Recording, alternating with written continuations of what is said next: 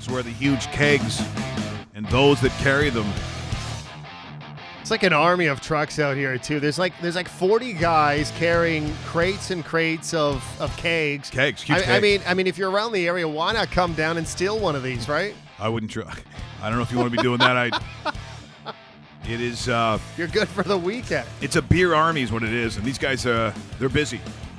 They're angry. I don't think they necessarily want you touching their shit.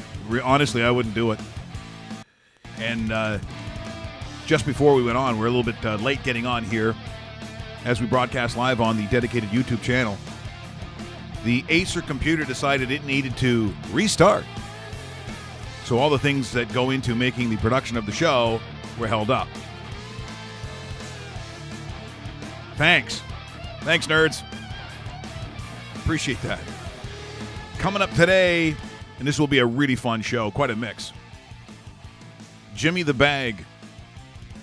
Jimmy the D-Bag. We know a lot of D-bags too. Yes, we do. And this guy, like Luch the D-bag. Yeah, we. Who else? And they actually maybe don't. Russ the D-bag. Yeah, they don't go by D-bag. This Jimmy actually decides he is.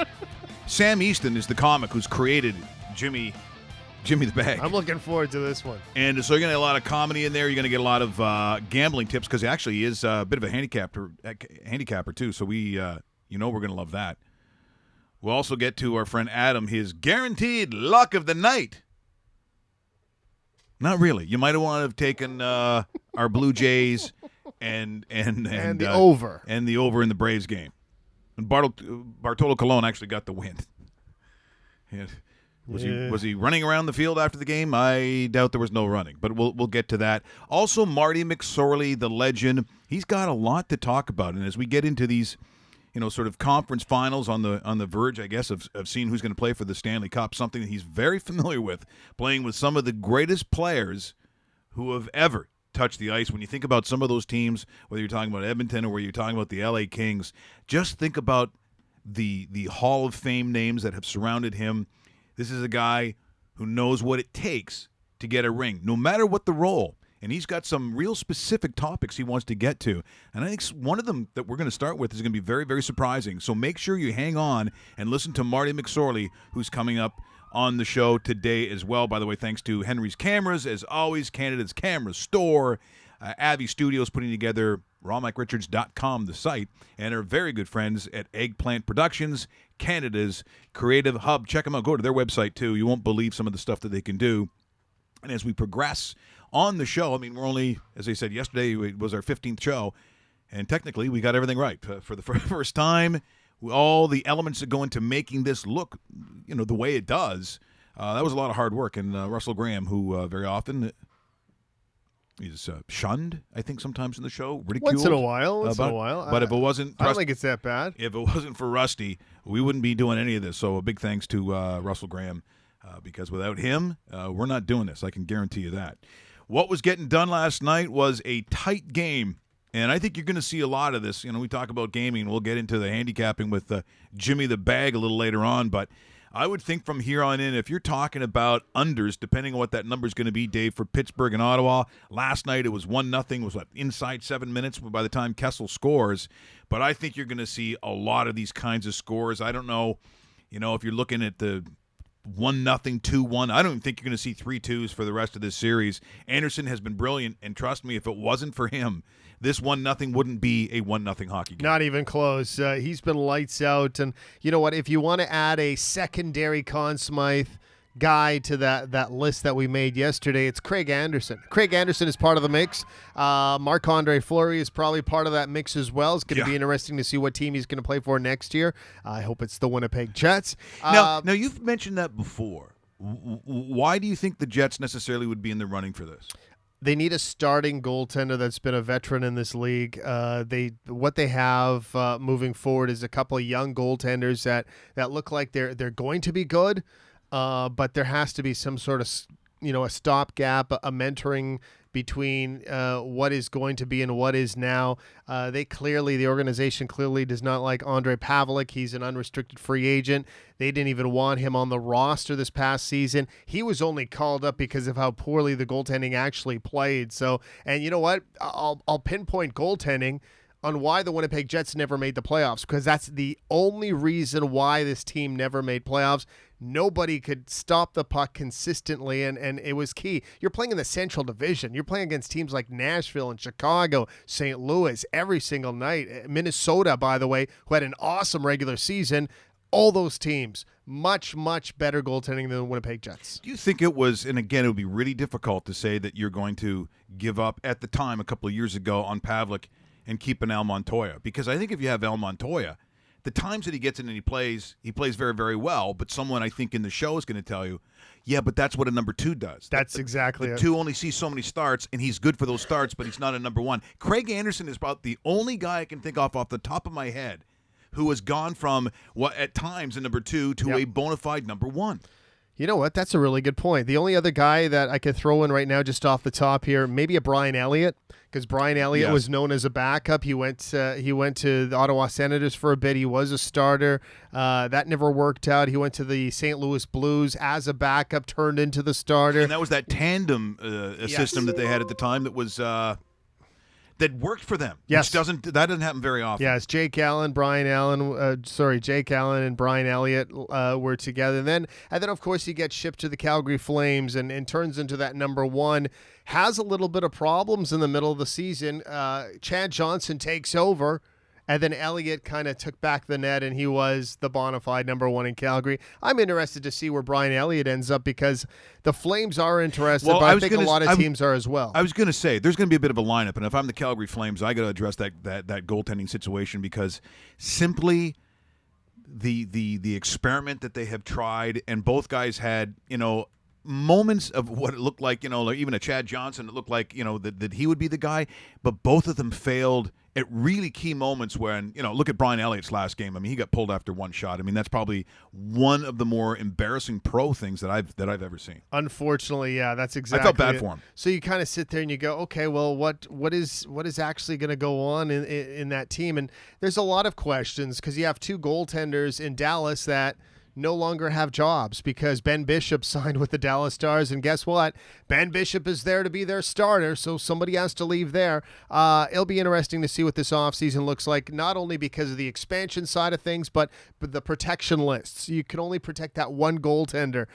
So if you do that, you're exposing something somewhere, or trading something before you can expose the goaltender. I think Marc-Andre Fleury, even though he does have that no movement clause, they will ask him to waive it because of the situation and them wanting to keep Matt Murray, the younger, cheaper, probably better goaltender. It's crazy. It really is a crazy scenario. It's an embarrassment of riches of what the Pittsburgh Penguins have in the organization, especially at the goaltender spot.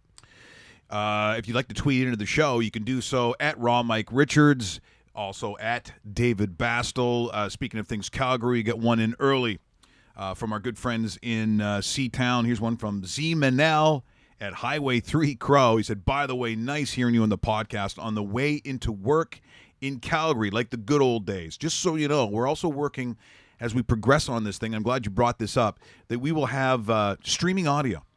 So once we can stream, we can actually easily get right into your cars, especially in a place like Calgary. So as you drive into work, it will be like the old days. You simply go to your app. I think it would be like, was it Tuned In? Something like that. Click it in your car, and you can listen to the radio show you want to listen to. By the way, when Marty McSorley comes on, there's a whole bunch of tweets, a couple of questions, one from Fire Bergevin.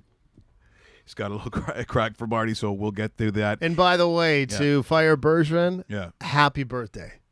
It's his birthday today. You are not a D-bag. No, you're not a D-bag. No, he's not. Actually, he's one of the biggest boosters we got. He's awesome. Of the many boosters that we do have. Because we know D-bags, too.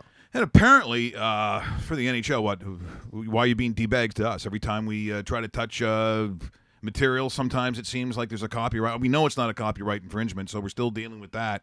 So once again, we have to go to Mike Vision on the goal last night, and here's how it looked, and here's how it sounded. Here, come on, Vision. Here we go. Backing over to Kessel. The first shot is blocked. Here's the second shot. He shoots and scores. It's Kessel. It's 1-0 Pittsburgh. Oh, mama. Oh, pa. Oh, ma. Send your kid back to Arkansas. And you can tell Anderson's upset. Oh, my goodness, there's tears coming from the helmet area. He's a lot more upset than he usually is after a goal. Yeah, well, it was in overtime, close, it may as well have been in the overtime goal. It was the only goal of the game. Yeah, it felt like overtime. Man, I was kind of I've been disappointed with this series. Well, okay, It was a garbage game one, and this game had one goal, and it was at the midway point of a third period. Okay, so let's just throw this out this morning as well. Of all the hockey playoffs that you've seen, yes, starting from obviously the first round, yeah, and you're looking at which is always the most exciting round, by the way, because everyone thinks they have a chance. I mean, even if you're the Leafs, was there any question that Leaf fans were losing their minds on what they did to the Washington Capitals? Hey, Leaf fans were just happy to be part of the dance. So when you're looking at some of these series from there on in, how much of the NHL playoffs have been engaging? This Nashville-Anaheim series is a nice series. I like that so far. I think that's been decent. I'm looking at the West mostly. 'Cause Yeah. even though the Edmonton series ended – the Edmonton Ducks series was maybe one of the best there was. Yeah, and ended very badly. You still can't take away from all the craziness that happened in there. Absolutely. But look at the East. Did you like the Rangers series? I wasn't really impressed with Rangers Senators. I mean, it did go back and forth. There were some late goals, some meltdowns on both teams, but it wasn't must watch like the West was. I don't know. And it's funny. Although I think the West was probably a little bit better overall. Chicago wasn't even a factor in this year's playoffs. Well, Chicago was. They didn't even win a game in the playoffs, which was so weird, and we're still talking about the West. We'll talk to Marty McSorley here in moments, but was there anything left in the tank in Chicago? Don't think so. Like too much hockey, too long. That's what I think. When you're playing into June and starting in September for the last 6-7 years, it's going to catch up to you. We saw that with the LA Kings as well. Same sort of thing, where it's just too much hockey, and I don't know. Maybe I'm not writing off the Blackhawks for next year either. I think the Blackhawks are very much part of the thick of things, and they lost their backup goalie to Carolina, but that's okay because they still have their starter. They still have a lot of guys in place. They still have the best coach in hockey, and you know what? I love that core. I think they're going to win the Central Division again next year. Very busy on Twitter here this morning. If, once again, you're watching live on the Raw Mike Richards dedicated YouTube channel, subscribe to that as well. That's the easiest way to do it. Here's Bruno. Was Kessel holding a golf club after that goal? That's a shot against Mike Vision. Okay. The artist very upset. I don't get that. Here's one from Dave Anthony. Hearing Mike Richards and Dave Bastel together again makes the world feel right. Dave's a good guy. We appreciate that. Dave actually is the voice of the Steinbach Pistons of the Manitoba Junior Hockey League. Cool. The Pistons weren't around when I played, but nonetheless, Dave, the St. Boniface Saints would have beat them too. I'm just joking.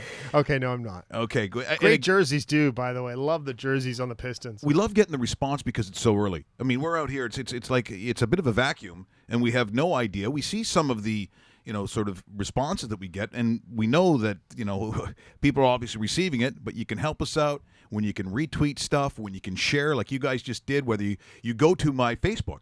Raw Mike Richards, which I do have that as well. Follow and like the page. As long as you keep doing that kind of stuff, it moves us further ahead. We have a lot of big plans and some really cool guests coming up this week as well. If you're fans of Designated Survivor, so George, I want to pronounce this way. It's a Russian last name. Chikordov, I believe is how it's pronounced. He was also in Goon. He was the Russian guy. Yep. Go figure. So we're going to have a little bit of Hollywood. We've got Elias coming in tomorrow.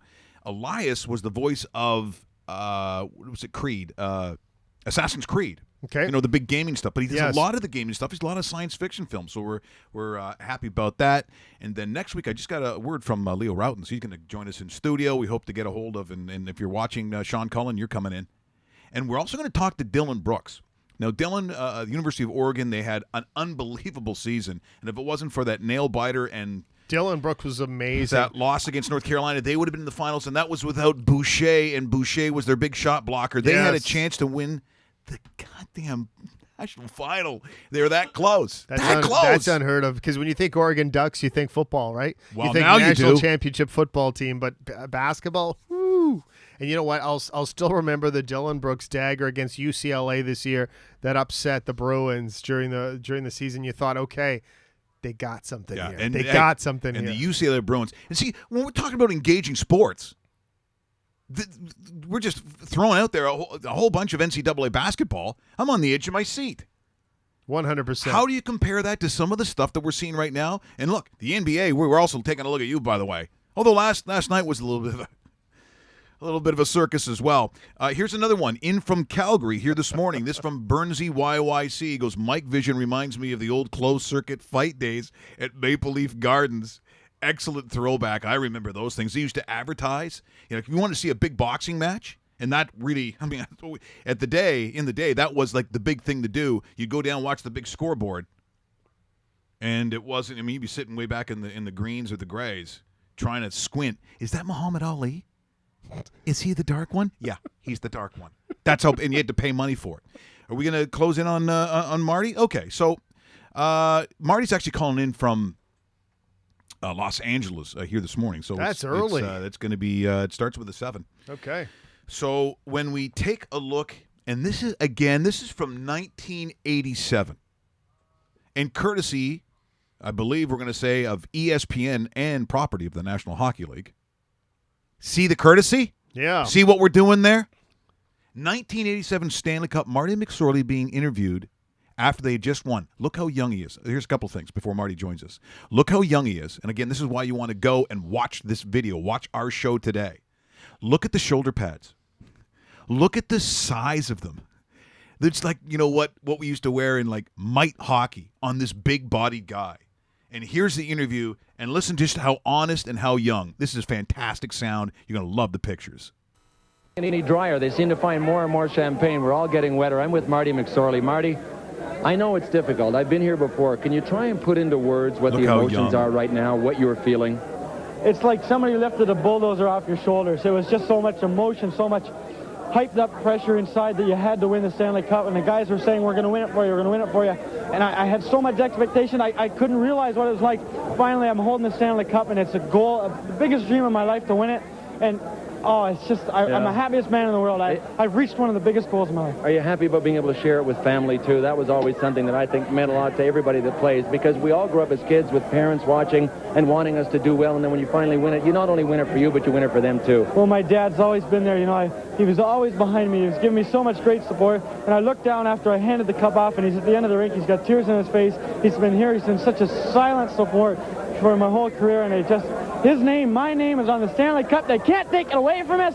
I don't care who looks at it, it's there, and I can't be happier right now. That's great. How did it feel to carry that cup around, then when you passed it off?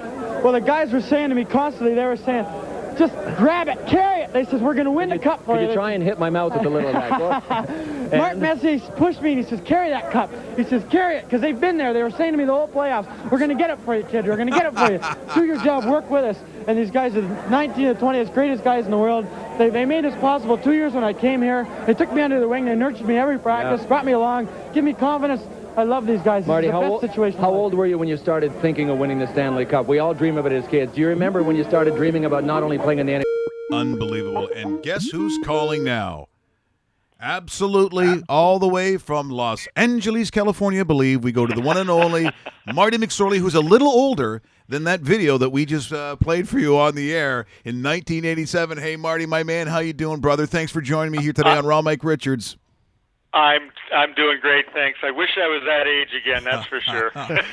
Well, and you know what? When people see that, and none of us really, Marty, are in that kind of finer air where we played with, in our sport, in our craft, some of the best who ever played, who ever existed in that sport. You have that, and you look back at this young kid, with those little shoulder pads that you were wearing, and you see the excitement and the passion that you have and still, had back then.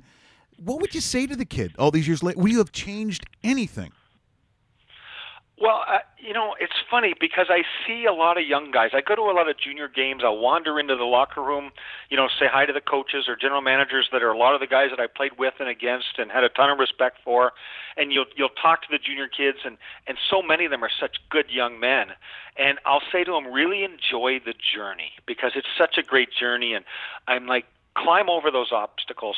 And don't worry about how much you make, and or don't you sign for. Let the game take care of itself, because it does. And if you do that, if you have that mindset of, boy, what a great opportunity here. I'm out here playing, doing a game that I love. It's a business, but at the same time, it's something that I really, really love. And if I could do anything different, I wouldn't have played hurt as much as I did. I would have, at times, I'd have shut it down and got healthy. But that's just so hard to do when you're dying to play, and they want or need you to play. Now, I look at, and we're talking about, junior players who could possibly move on and play pro. You're looking at yourself, back in time, courtesy of that clip right there. But I'm just curious, the guy that's in the middle of it now. So the player that's still getting paid, he's at the top of his game, and it's kind of not working out. And I'm talking about Alexander Ovechkin. And a lot of people make a lot of comments about this guy, about what has happened and the reason he hasn't moved on. Do you have any feelings about an Alexander Ovechkin, on why Washington hasn't moved on? And indeed, how much do you put on his shoulders? Well, I made a comment about 4 years ago on the air, which I had a lot of flack for.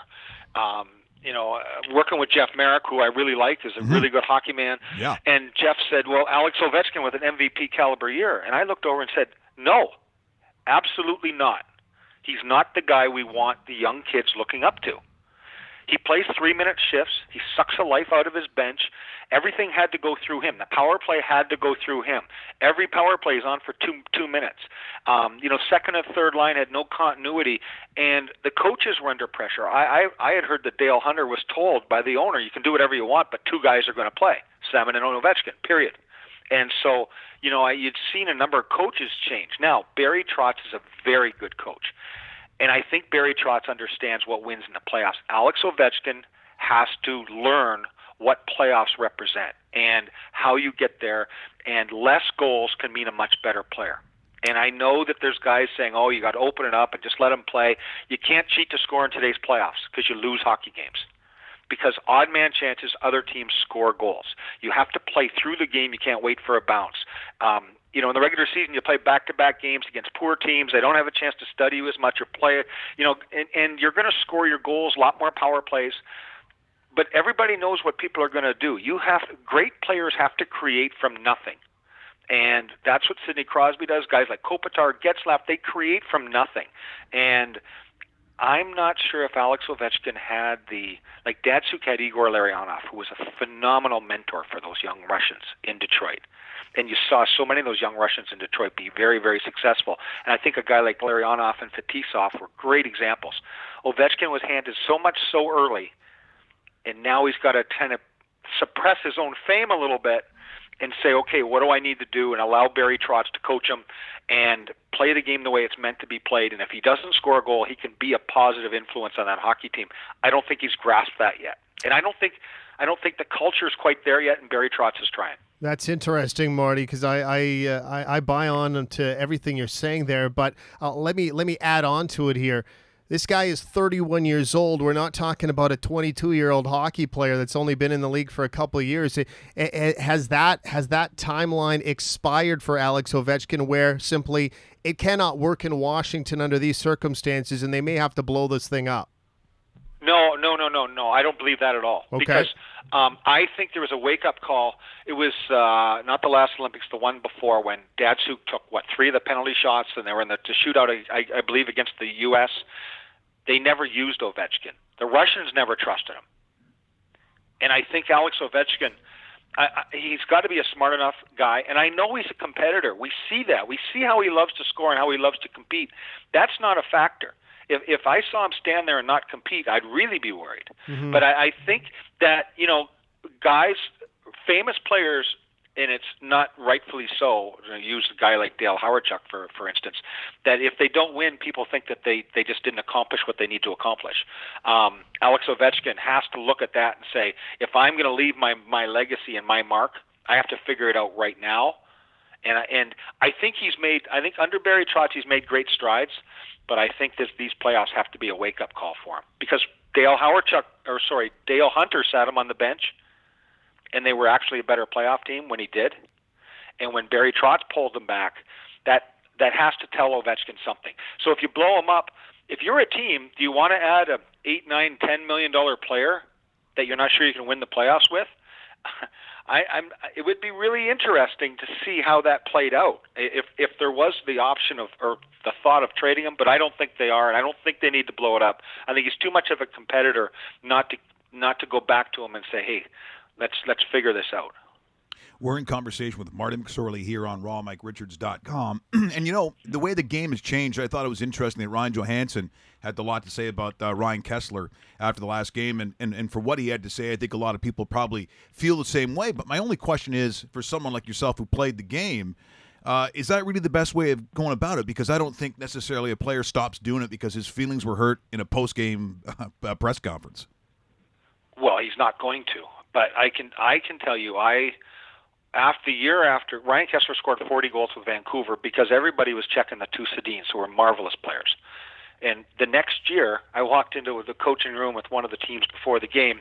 Coaches said, watch Kesler. We're going to challenge him to fight right off the get-go, and he'll fade and die because he won't meet that challenge. And I was like, really? They did. They challenged him to fight right off the get-go. He wasn't going to fight, and it just changed Kessler's whole persona. And so some of those guys, like I used to feel, why don't more guys challenge Chris Pronger to fight? Because he's dirty with the stick and everything else.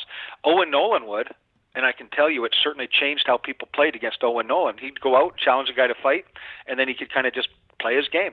They're not going to fight him, and it kind of would screw up a guy like Pronger. And I think that, the same thing with Kesler. If Johansson just goes out in a 2-minute minor early in a game in a series that's 1-1, can really be advantageous over the course of a 7-game series. If Ryan Johansson goes out and says, okay, let's go, because Ryan Kesler made the mistake of dropping his glove with Ty Domi's son. Yeah, that didn't He's not go going to do that again. No. But yeah, let me he's ask not going to do that. Let me ask you, Marty, though, that the way that these young guys, we talked about how they're wired now, and they train a different way than we did. I mean, the rules for the most part are different. But do you think because of all of that, that's the reason why we don't see guys challenging more guys on the ice, or is it just the factor of rule changes? Well, the great thing about the game is more and more players are trying to be that first-line player, and I think that that's great. And there's fewer guys that look upon themselves as being grinders. And I think the mindset of third and fourth line guys is just don't get scored on, be defensively accountable. Hopefully they'll use me killing penalties, and maybe if somebody gets hurt, I'm playing on the first or second line.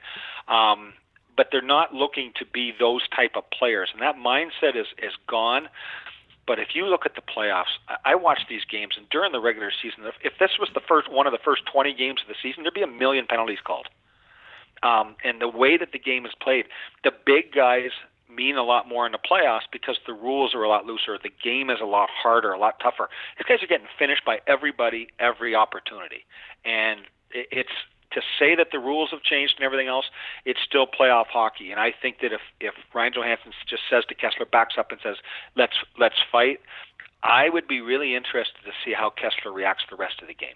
Yeah, I would too. And the other thing, Marty, and let's even date this back to what Kesler did to Connor McDavid. I can't see Connor McDavid actually doing the same sort of thing, challenging him to a fight, and I think that would be foolish. But from your perspective, are you actually surprised somebody from the Oilers, or now with this series, somebody from the Predators didn't tap Kesler on the shoulder and say, okay, you're not going to do this crap anymore. I'm going to take care of this right now for you? Well, Cassian did go after him at the end of the one game, or early in the series, if you remember. And the Oilers had a guy like Milan Lucic who can play good minutes, who's going to play in your top two lines. Yes. Now, there's a body that goes up against Kesler, and Kessler's not going to want any part of that. And, see, the Oilers weren't playing from behind. I mean, gosh, they gave up a 3-goal lead and a 2-goal lead. They blew them out 7-1, and the final game was 2-1. So, I mean, it wasn't like they were losing games and needed to do anything. They were in control of games and then lost control of it late in the game. So Kesler wasn't nearly as big a factor, I don't believe. There's a saying that if you can keep the other team's defensive players on the ice, you're going to win hockey games. So if Kessler's out there checking McDavid, keep putting them on the ice, and then if you're winning hockey games, great, because it throws the other team's bench off. because their star players aren't playing. So in Edmonton's case, I look at it much different. I think Johansson. I think, if he challenged him to fight, I would be really interested to see how that matches up for the rest of the series. Nashville's a little bit more of a grinding team than Edmonton was, and they may need that recipe in their whole team chemistry. And Marty, following up on some of those names and the young stars, I mean, my God, when you look back, you playing with the guys you did, including the great one, then there was the next one, then there was, there's a lot of pressure on these young guys sometimes to almost put a league on their shoulders. And I take a look at two names in particular right now, and I'll start with Connor McDavid, but it's no particular order, but he is worth the price of admission, and an Austin Matthews. Are they themselves going to be capable of lifting profile for the NHL? Oh, my God, they already have. It's been just unbelievable. 2 years ago, I was at the last game in Edmonton, and I can tell you the fans were so down, so disappointed, and it was really a really rough feeling. And I just kind of sat there and watched the fans and listened. And I'd been into 3 or 4 games that year. I'd gone into Edmonton and just sat in the rink and watched and listened. And you could see the team was trying. They had, Craig McTavish had drafted Nurse and Draisaitl, so the future was a distance off, and people overrated. Nugent Hopkins was a good draft pick. It wasn't a great draft, right? Yep. Taylor Hall. I mean, Sagan or Hall, and it wasn't Connor McDavid or Austin Matthews. It just wasn't. When they got Connor McDavid, my God, it lifted that whole team. Free agents were more than willing to sign there. Would Lucic have signed with Edmonton without Connor McDavid? Nope. Would Todd McClellan have taken the job? No. You're absolutely right. Right? I mean, so that's how he's transformed there. And free agents, I mean, you see the people jamming the building when the team's on the road. They really feel like they're back. And he's transformed all Western Canada, because the people in Saskatchewan, all through Alberta and into Manitoba watch that. And then what Austin Matthews has done now, it's going to be a destination for free agents now, because with that guy on the ice, they believe they can win hockey games. If you get good goaltending and you've got players himself and you complement him with 1 or 2 more free agents, and you get some of your young guys, because you got to have some young guys playing, it just transforms everything across Canada, and it kind of gets rid of that mentality. You heard 2 years ago that free agents don't want to sign in Canada. There's taxes, different things. They can't, other free agents aren't going to come. Well, they're going to come now.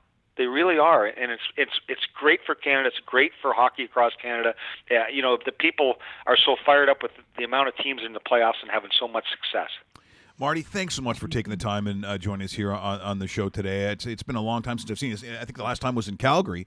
And we did the dinner together. We did the dinner. I think you also told me, because I think did you not work the racetrack at Cayuga? Isn't that what you told me? I did. I used to run around there and sell soda on the Friday night races and at the Speedway, and I used to work security at the drag strip in Cayuga. Bought me my hockey equipment, my skates every fall, and so that I could keep playing. Family of 10 kids, you had to find a way, right? Oh, I guess you did. 10 kids. Hey, Marty, you're the best, man. Thanks so much for joining us here today. I appreciate it, and hoping to get a chance to see you sometime. It was fantastic here today. Thanks very much, guys. I appreciate it. I'm really enjoying the playoffs. That is Marty McSorley joining us from Los Angeles here today, and great to catch up with him. Great. Just the way he kind of broke everything down. You know what? This guy should be on TV full time. Oh, he's fabulous. And when you look at what you saw before the interview started, when you take a look at a very young guy who came from a family of 10. So money wasn't easy to come by, and I take a look at the situation now that we have in hockey. We've talked about it. So if you're from a family of 10 where money is relatively short and you're living in the outskirts of the Hamilton area, what are your chances of moving through the ranks and becoming professional now? I don't like your chances. No, not at all. It's a different game, too. It's sad. It's sad because Marty McSorley is a great story. Yeah, it is. And you know what? Being able to, work to buy your equipment, you might have to work a 40-hour job that pays you $50 an hour to afford to buy equipment these days with sticks and everything else that costs so much money. And your holidays, as you know, I'm talking to the parents right now, your holidays are gone because you're going to the Silver Stick up in Thunder Bay. You're going, out to some place in PEI. You're going a lot down in the States. Can you believe how many tournaments they have down in the States now? That's unheard of. Like that was a fantasy. We went up to where they like Huntsville. Huntsville. Yeah. Wow, Huntsville. That's a big thing in your day. Like, where did you travel? Yeah, we would travel across the border into Minnesota and play a lot of those teams. And at the time, it was developing, but we'd go down there and kick the crap out of them. Yeah. And it was a lot of fun. Oh, yeah. That sort of thing isn't happening No, anymore. it doesn't happen now. I'll give you an example. In my small town of Stouffville, it's also where Keith Acton's from. Yes. So we used to play, and we just talked about this the other day with the Swiss national program. We'd play teams from Switzerland. Yes. And every year these guys would show up. Oh, it seems like it's like these poor bastards. They have no idea. Keith Acton would score like 8 goals. It was like 14-0, 15-0. We played a team from Sweden. We ran them. And the puck was dropped. Some guy named Bjorn or Michael, and they were way better skaters than us too. Way better skaters. Wipe them out. We ended up winning 7-0, whatever it was. Those days are gone. And if you need an example of it, how about that Swiss Canada game in the World Hockey Championships? That's where that's living right now. You're watching rawmike.richards.com on the dedicated YouTube channel. Hopefully you're downloading us on iTunes to get the podcast, courtesy of Henry's Cameras, Avi Studio, and Eggplant Productions, Canada's creative hub. Before we get to Sam Easton, who has created Jimmy the Bag. Jimmy the D-Bag. We're going to talk about a lot of stuff.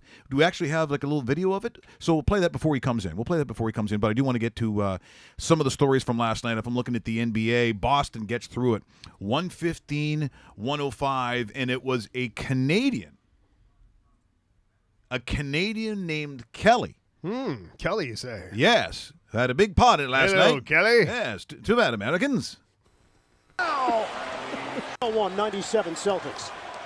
Halfway point of the fourth quarter of Game 7. Olynyk again! Fresher, quicker to the basketball. Thomas gets around Gortat all the way! Isaiah Thomas, nooks and crannies! Puck is down to 4. Olynyk goes to work. Porter there defensively. Olynyk gets the roll! Wow. Game of a lifetime. Beal a 3. Slam down! Lorenzo Charles style. We need to show one Washington highlight. Thomas the jab step. Olynyk a 3. Oh, Kelly Olynyk! The game of his life! And there it is, Kelly Olynyk, once again courtesy of the National Basketball Association and our good friends at TNT. But what was strange about this? Not so much that Boston wins the series. It probably was one of the closest series that we've had so far. But some of the physical nature of the series, there was some weirdness in it. Flopping is something that I think that everyone hates. Everybody hates. And so Bradley Beal, watch this. Look, he was pissed off about something earlier on. So he decides he's going to get something back. I would suggest this is not the way to do it. And if you listen to the commentary, the guys on TNT, not that impressed. 52-51 Washington. Beal got hit out front by Bradley. No, he didn't. That was a flop, though. That was a good no call by the officials. Thomas off the mark. Morris got his hands on it. And we will what, get a call here on Olynyk. We get it on Olynyk, but here, you're right. Yeah, that's bad acting. I gotta tell you, Greg, you can see flops from like a mile away. Yeah. I mean, Yeah, that's exactly what it was. And then there was an actual hit. Now, I believe that Brian Glennie would have been a big fan of this kind of play in basketball. You don't see the hip check that often, and there was no call on this one. Isaiah Thomas went for a little bit of a trip. Isaiah Thomas back in for the Celtics. Help from Morris. Watch this. Thomas on a kick. Ooh. Discard. Ooh. No call. Olynyk dumps it inside, and Johnson could not finish. But watch this. And a foul call and to then compound it. There were a lot of contact on this play. First you had Isaiah Thomas as he comes off. And he gets wiped out by Jan Mahimi. Yeah. Here it comes again. You could also say that there was some contact down below. That was a little bit of Brian Glennie action. Anyone else hip check fame you want to throw in there? Brian Marchment, the king of the submarines. Okay, we're going to do one more thing before we get to Sam and Major League Baseball. Hey, the Jays set a new record yesterday. Team record, hit 5 Atlanta Braves. Congratulations. Yeah, Therefore, it's why hard hitting 5 players in a game. For Bolzinger, the picture that we're going to show as we're talking about him isn't the picture his family wants to see. No. If you take a look, that's sad. He might be crying like we just saw in Mike Vision with Craig Anderson. I wouldn't be surprised if he was sooner or later designated for assignment. Not designated survivor, but designated for assignment. Very nice tie in there, Dave. Thank you. Very professionals. We have one of the stars from Designated Survivor this week. Here's Bruno, by the way. And again, Marty was a good interview. Nothing like an articulate ex-player to let us know what's what. I thought he was great too, Bruno. I really do. Looking at baseball, by the way, we said yesterday that our pick was to take the over. Over. Bartolo Colon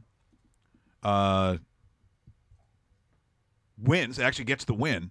And, of course, the Atlanta Braves got the 10 runs on themselves. What was the total? Was it 9? It was 9. It was 9. Today's game, 8.5, by the way. But just saying. Adam Tarrin, who helps us on the show. Does he ever? He said that his guaranteed lock of the night was Milwaukee. What was the final score on that let's one? take a look at that really quick. Oh, nuts. They lost it in extra innings. Oh, holy. Who would have thought? Holy crap, that's really. Wow. That's You mean betting against Milwaukee? Yeah. Oh. Okay, Adam, you do what you do, and we do what we do. Okay, so no, don't touch that anymore. Don't do that. That's bad, Adam. Okay, we're gonna go to Scott Easton, who has created Sam Easton, who's created Jimmy the Bag. This is a guy that we can relate to. When we come back, you're going to see him, but here is some of his work. What up, ballers? What up, winners? What up, champs? Punters, gamblers, shot callers? What up, Mom? What up, Sloots? It's Monday, May 15th, and it's time to make some money. Last week, we took it in the capris, right in the khakis. We took it right in the throat spot, right in the drink hole. When I went to sleep Thursday, I was up. But Friday, Saturday, and Sunday, I took it right in the brown eye. I lost $700 in 3 days. Very disappointing. I've been recording my action for 3 weeks. It's my first losing week, and I expect it to be my last. Yesterday we had a 2-game parlay. Jays, Tigers. Pilar took care of business. Walk-off homer in the 9th, and a game-saving 2-run save in the center field. But then Verlander was awful. Alex Meyer threw the game of his life. If Alex Meyer keeps pitching like this, we'll hammer Alex Meyer. Because we're just about winning. We're just about money. Fuck Justin Verlander. Fuck Kate Upton. You know what? That last phrase, a lot of people have said with Kate Upton, but it had nothing to do with baseball, just so you know. Sam Easton has joined us here on rawmike.richards.com. Sam, thanks so much for joining us today. Hey, thanks for having me. That was a little bit of Jimmy the Bag, as in D-Bag. Now, he's going to join us in about 5-10 minutes or so, but I want to talk to you first. So, for those that's getting used to probably seeing you on what do you call it, a webisode? What do we call it? Jimmy the Bag? Web series? Yeah. So what feeds into this? Because I got a feeling you're like us. You might like to wager every once in a while. I'm a gambler. Yeah, you're a gambler. Yeah, so I'm a gambler. A degenerate, like your family's unhappy with you. You know, my dad raised me at the horse track. Nice. So, what track? What are we talking about? Hastings. So you're a BC guy. I'm a BC guy. Yeah. Yeah. So it's my dad's fault. Now, is that close to Hastings Street, that sad song that the Payolas did? Because that was not a good image. That was not nice imagery. It's not a nice image. It's a little further east. Because people, I tried not to quit. They have no future. People with needles in their arms. Is that Hastings Street? Oh yeah, man. Lots of needles. Yeah. But they're friendly, man. They're friendly people. Yeah. They're just junkies, man. But not big gamblers though, necessarily. No, they're gambling. Oh, they're gambling. It's just not a sports action. What is your specialty then? Is it the track? Because I think for a lot of people, when they go to handicap a sport, and Dave, I don't know how much. I mean, we know Luch is probably glued to our yeah, but not to this level. No. So he's like a pretend gambler. Is it hard to handicap horse racing for those who haven't really done it before?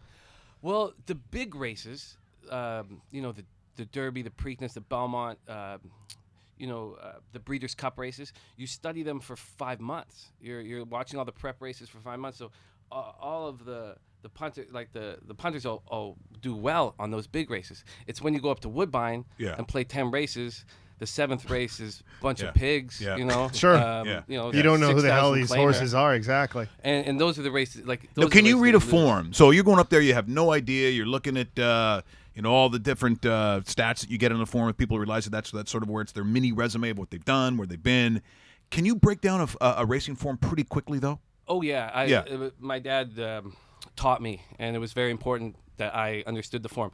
And when I see gamblers who can't read a form, and they're just playing bingo, I will never speak to them for the rest So of you my can tell life. right away. I will completely write them off as an individual. So my mom was born in like June, so there's a 6, like those guys. Oh yeah. A lot of people are up there playing bingo, man. Woodbine's a crazy place.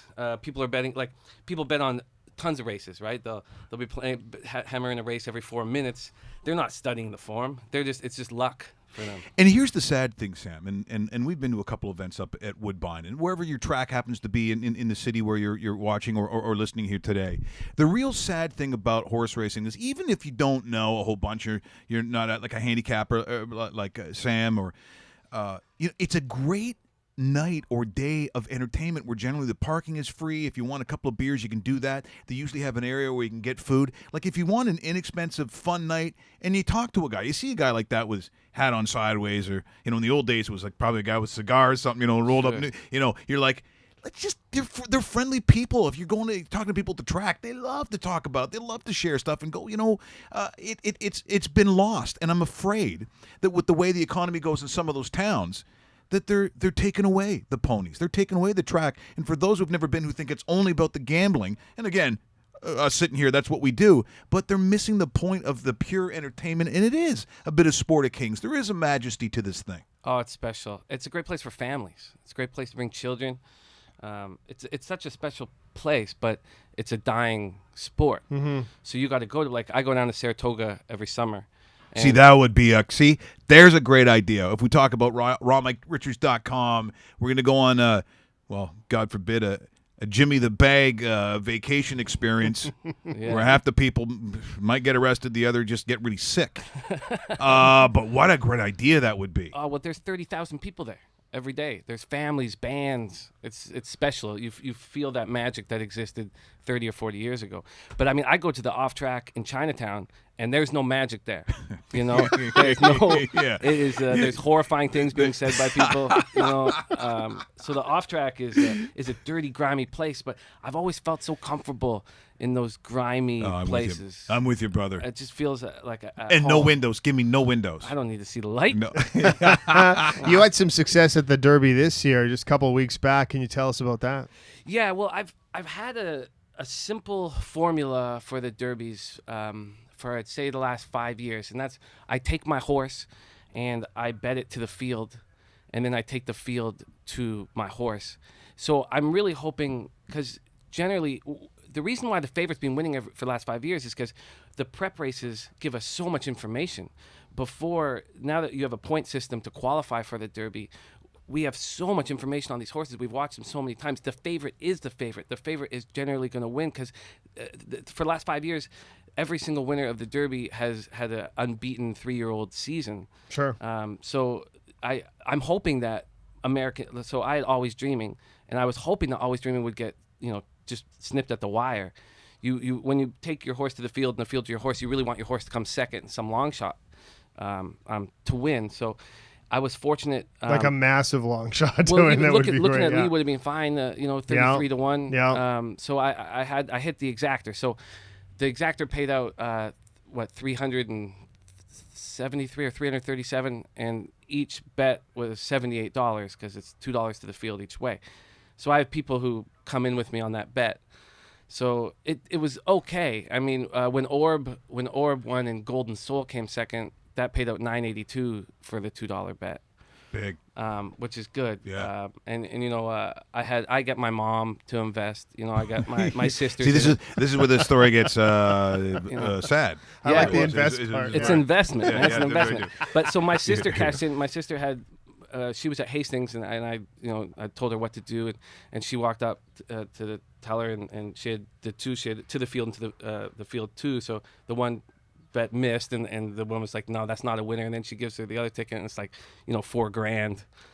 You know, Yeah. Well, that's just not you know, bad, eh? and you bring up something, you know, and how technology has probably changed a lot of things. So does that mean, for the most part, you're going to see a lot of people on the track now with the mobile device? Are they, you know, because in the day you didn't have any way to communicate where a guy's saying, I've got this, or I just saw the form, or I just got some information. Is there more of that stuff than ever before? There are certainly people in the know, and those are the guys that are working out the horses at 5 a.m. And so you'll always hear them around you talking with inside information, and usually you hammer that inside information. It's strange to see some guy behind you and, you know, get in on his conversation. So is there a lot of that little snooping going on? They're snooping, man. They're snooping. Yeah. We don't snoop with the Caribbean guys because it's just bumbleclot. They say you'll hear bumbleclot. You'll hear bumbleclot 300 times. Yeah, Man. they may be talking about you, so you don't want to get involved. It's hard to get information off. No, of it's that, not. man. You know what's weird? Listening to Sam here today, I feel like I'm talking to one of the Wahlbergs. Is anyone else? I was like, Mike, you got to go to the track. It's really amazing, man. I was like, what? Yeah, Mike, for sure. You know, it's amazing. It's great to have that. Now, so I think, should we introduce Jimmy the Bag? Okay, so we're just going to throw up a little. I mean, I don't know if you have to tilt your hat the other way. You know, it's like an impressionist. But so think of a topic right now that if they're watching the webcast and they're watching Jimmy the Bag, what would Jimmy the Bag say about his next wager? Jimmy. I'm gonna hammer Marco Estrada today. Ooh. I'm going to hammer Marco Estrada at -140. I think Jaime Garcia shouldn't be pitching in Major League Baseball. He throws about 80 miles an hour, and he's going to get lit up. Yeah, and a shit name, too. I'll be honest. I mean, I Jaime. realize it's probably something else in Hispanic, and I know I speak Spanish, but I'm embarrassed. But the guy goes, seriously, Jaime? Does that mean no? It doesn't mean that. No. Yeah. I'm also going to hammer Greinke and the Diamondbacks. See, that normally is a very good bet. I'm with you there. Normally, if I see Greinke, he only got burned once on like some weird 1-0 game or whatever that he lost a couple of weeks ago. But generally, I'm with you. Greinke's money. I don't bet on pitchers. I bet against pitchers. I'm betting against Tommy Milone. I think Tommy Milone is a bum. Yeah. And he had a good start his first start with the Mets, because he, first start with a new club. He's walking around the clubhouse, wants to man up.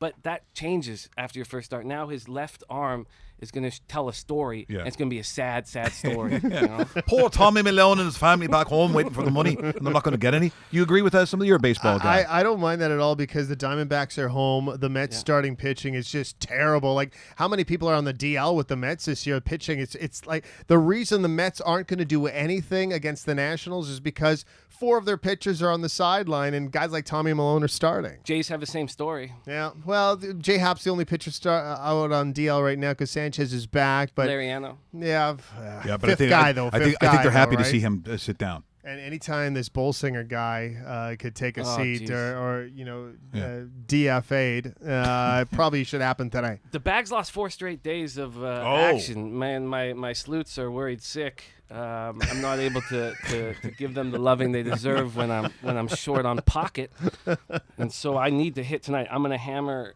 I'm gonna parlay those 2 games. I'm gonna parlay them to Strasburg and the Nationals. And I'm also gonna parlay them to Keuchel. And the Stros, who are monsters. Yeah, they're huge. They're huge right now. Astros are my American League team this year. Oh, they're extremely strong. But the Bags calling the Dodgers to win the World Series. Okay. Ooh, and that's that big. number's got even more juicy. It's 11.5 to 1. Yeah. And I'm a future machine. I was going to say, so the Bag likes futures. Bag loves futures, man. Yeah. Futures. So I got the Penguins to win the Cup. I got 500 on them to win the East and to win the Cup. I got plus 460 to win the East, plus 850 to win the Cup. So bringing a little over $6,000. I was going to say that's good. That's good cake for the conference. Yeah, plus 460. Yeah. It was right when they were in the injury problems. Nice, good for you. Earlier in the year.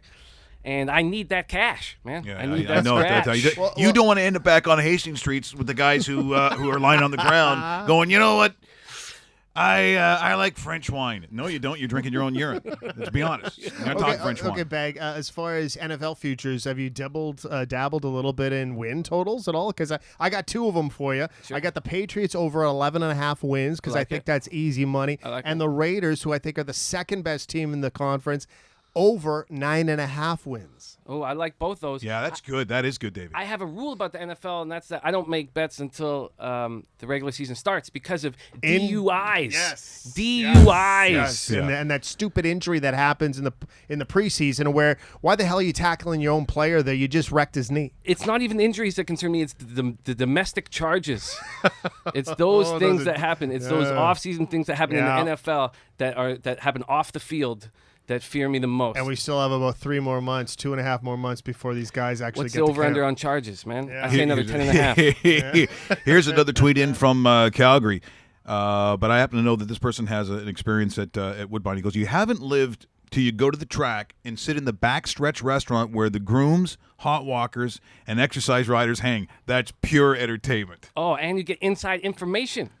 Yeah, see, people, okay, they watch shows and they watch movies and they go, yeah, you might want to take Glue Factory in the fifth. And we think, oh, yeah, he's getting inside. And we're like, okay, well, that's the movies. Guys don't really do that. They do that, you're saying. They do that, and also they know what trainers are hot, what trainers are drugging up their horses.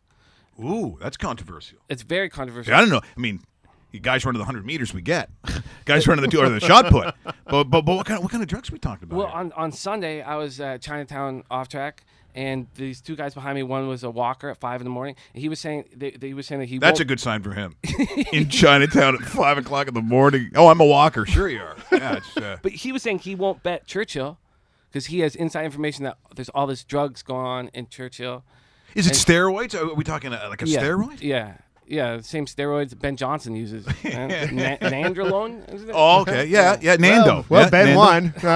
I'm just saying. Yeah, we should have bet on that. Where were we on that one? Sweet yellow eyes. Yeah.